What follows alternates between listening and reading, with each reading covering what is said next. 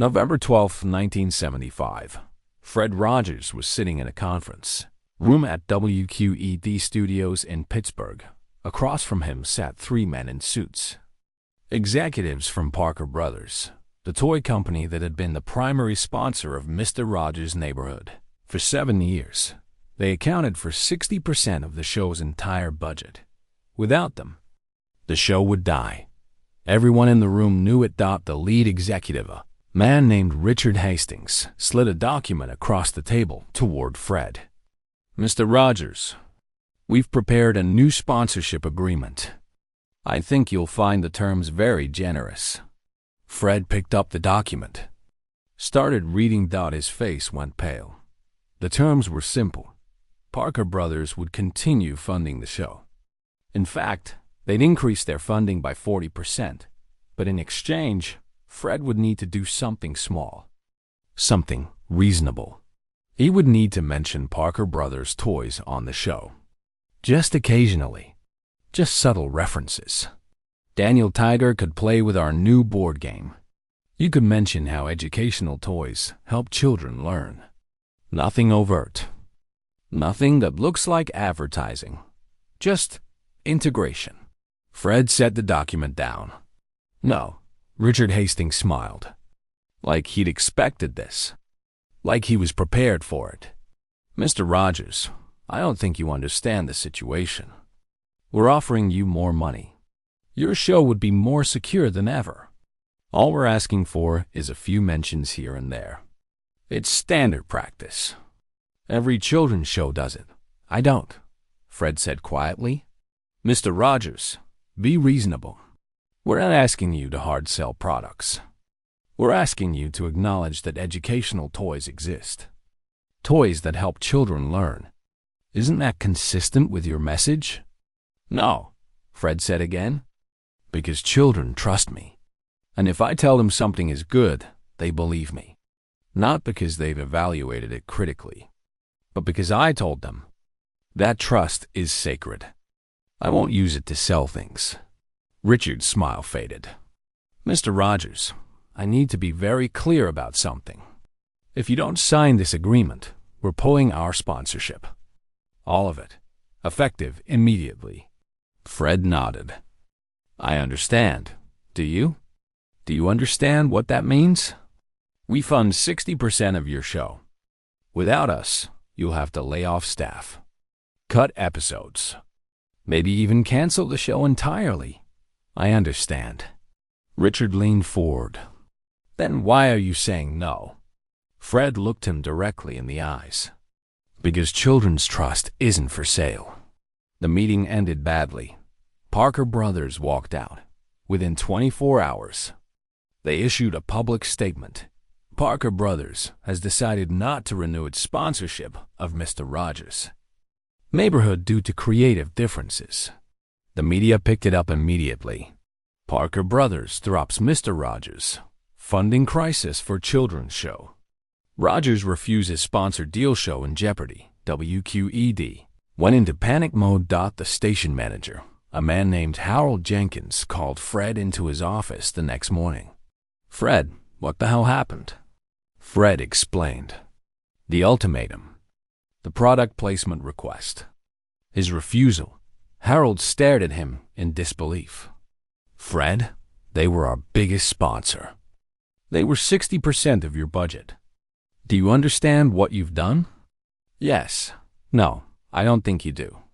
Without Parker Brothers, we can't afford to produce the show at its current level.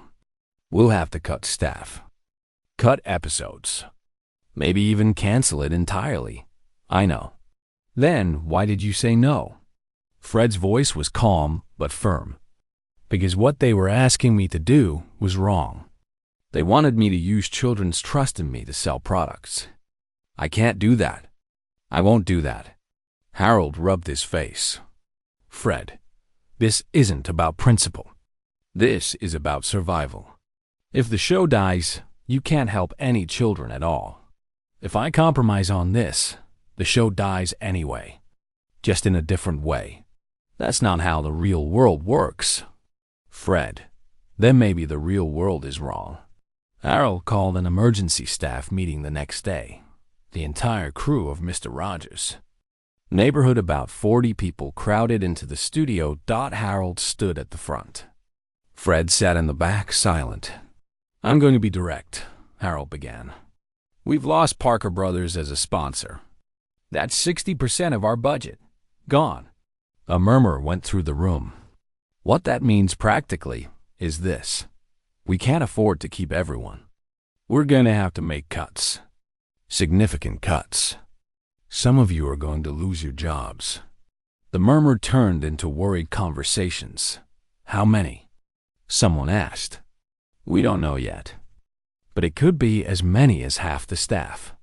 The room went silent. Harold continued. I know this is scary. I know you have families to support, mortgages, bills, and I'm sorry. But this is where we are.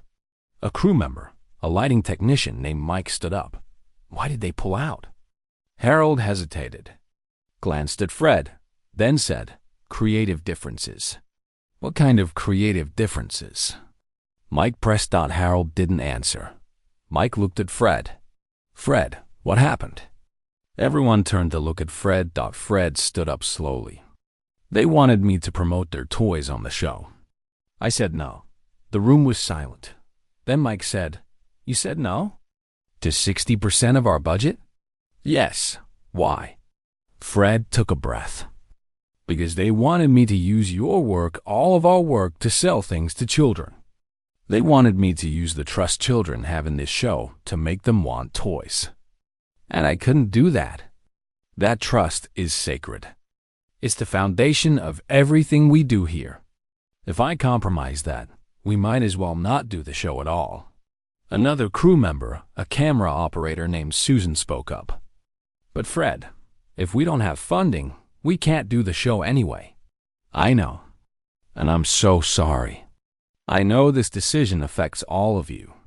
I know some of you might lose your jobs. And that kills me. But I couldn't say yes.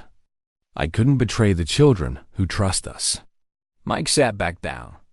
He looked devastated. The room was heavy with fear and uncertainty. Then Johnny Costa, Fred's music director, who'd been with the show since the beginning, stood up. Fred's right. Everyone looked at him. I've been on this show for 7 years. And I've watched Fred turn down opportunities that would have made us all rich. Merchandising deals, licensing agreements, commercial tie-ins. He said no to all of it. Because he believes, and I believe, that what we do here matters more than money. If we start selling toys on this show, we're not Mr. Rogers' Neighborhood anymore. We're just another commercial. And I didn't sign up to make commercials. I signed up to help children. So yeah, this sucks. Yeah, some of us might lose our jobs. But Fred made the right call. And I stand with him. A few people nodded. But many others looked terrified. Because principals don't pay mortgages.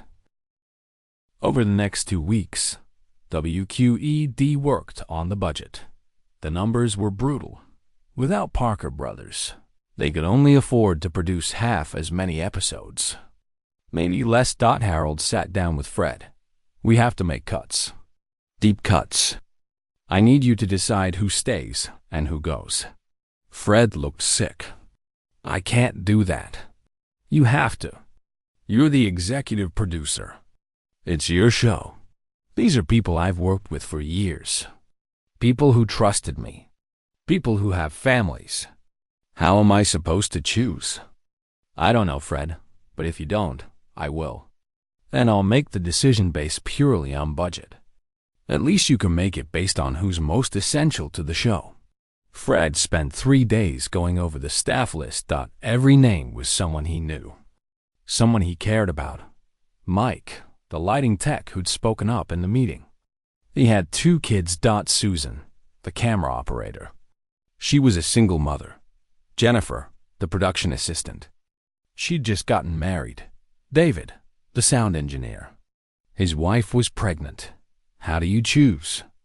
How do you decide whose life gets upended because you stood on principle? Fred cried multiple times during those 3 days. Eventually, he made a list. 15 people who would have to be let go. He insisted on telling each one personally. The first person he had to fire was Mike. Fred called him into his office. "Mike, I need to talk to you about something." Mike sat down. He already knew. You could see it in his face. Because of the budget situation, we're going to have to let some people go. "I'm so sorry, but you're one of them." Mike nodded slowly. "When?" "End of the month."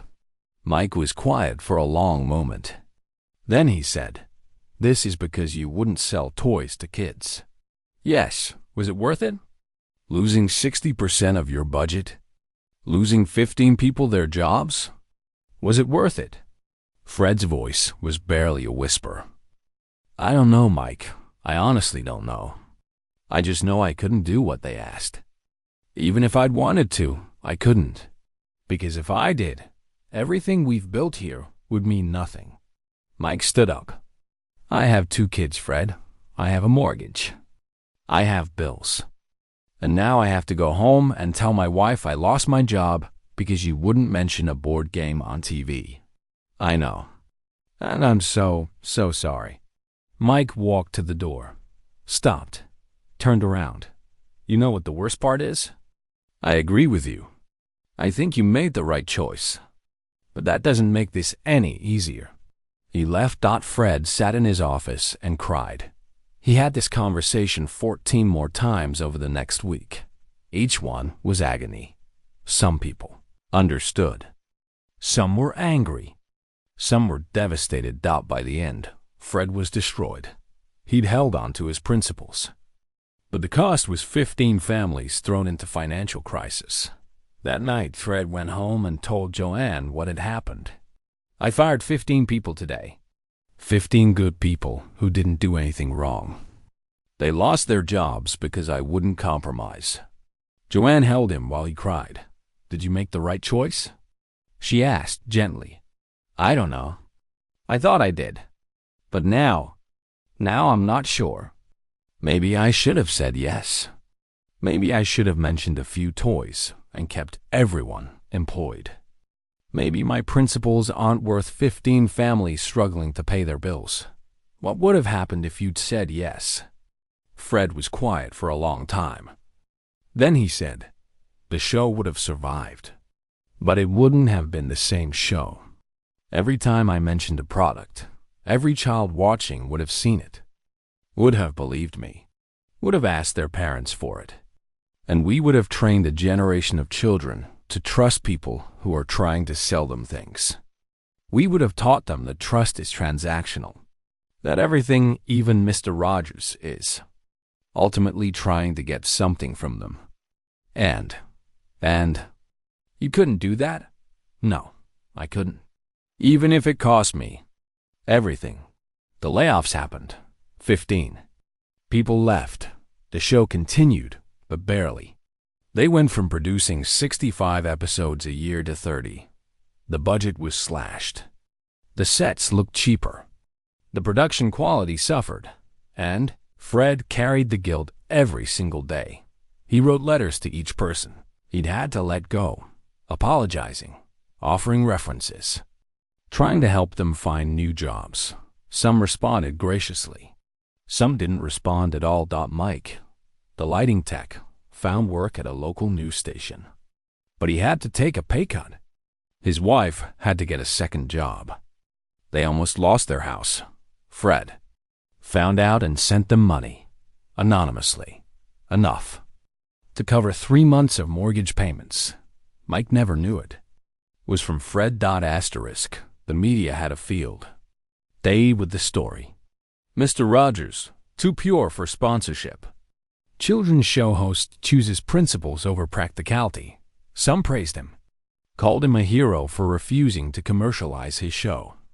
Others mocked him, called him naive, impractical, living in a fantasy world where principles matter more than keeping people employed. There was a particularly brutal op-ed in the Pittsburgh Post-Gazette. "Fred Rogers thinks he's noble. He thinks he's protecting children's innocence. But what about the innocence of the 15 families he just threw out of work? What about their children? Are their struggles less important than Mr. Rogers' principles? This is what happens when idealism meets reality. Reality wins, and ordinary people pay the price for someone else's purity. Fred read that op-ed 3 times. He wondered if the writer was right.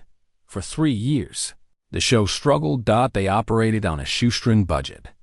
They begged for donations. They applied for grants. They barely survived. And Fred wondered every day if he'd made the right choice. Maybe he should have compromised. Maybe he should have mentioned a few toys. Maybe keeping the show alive, even in a slightly compromised form, was more important than perfect principle. But every time he was tempted to second-guess himself, he'd get a letter. Like this one. From a mother in Ohio. Dear Mr. Rogers, my son watches your show every day. He trusts you completely. When you talk, he listens like you're the most important person in the world. I just wanted to say, thank you for never trying to sell him things. Thank you for never treating him like a consumer. Thank you for being the one person on television who isn't trying to get something from him. That trust is everything. Please don't ever change. Fred would read letters like that and think, this is why. This is what I was protecting. But then he'd think about Mike's kids, about Susan's struggle as a single mother, about the 15 families who were still dealing with the consequences of his decision, and he'd wonder, was it worth it? In 1978, 3 years after the Parker Brothers crisis, something changed. A small educational foundation, one that believed in commercial-free children's programming, approached Fred. We've been following your story. We know you turned down Parker Brothers because you refused to commercialize the show. We respect that, and we'd like to help. They offered a grant, not as much as Parker Brothers had provided, but enough to stabilize the show. Other small sponsors followed. Companies that believed in Fred's mission, that didn't want product placement, that just wanted to support quality children's programming. Slowly, painfully, over the course of 2 years, the show's budget recovered. Not completely. They never got back to pre-1975 levels, but enough. Enough to bring back some of the staff they'd had to let go. Fred called Mike first. Mike, I don't know if you'd even want to come back after everything that happened, but we have funding again. Not as much as before, but enough. And if you'd be willing to return, I'd love to have you. There was a long pause on the other end of the line. Then Mike said, Fred, these last 3 years have been hell. My wife and I nearly divorced. We almost lost our house. My kids had to change schools because we couldn't afford the old neighborhood anymore. I know. I'm so sorry. But you know what? I've been working in news.